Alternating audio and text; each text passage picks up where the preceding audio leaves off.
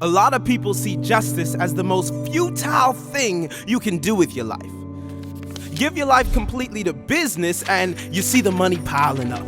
Be a health nut, eat right, go to the gym, and your muscles will grow and your body will look good and you'll see results. But when it comes to justice, it seems like you just can't get ahead.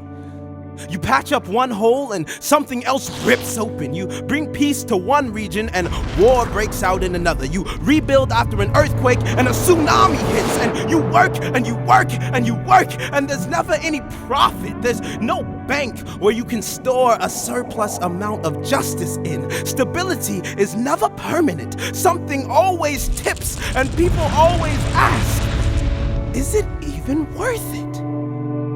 And that question, though understandable, quite frankly, it's ridiculous.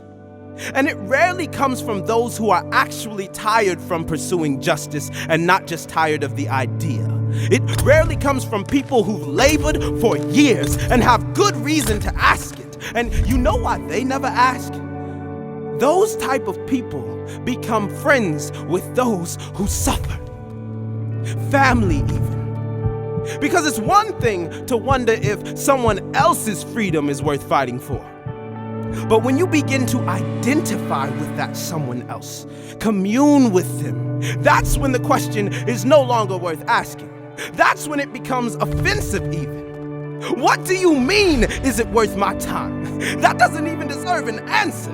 I don't care how long it takes. I don't care how many times we fail. I don't care how little progress is made. You never stop fighting for your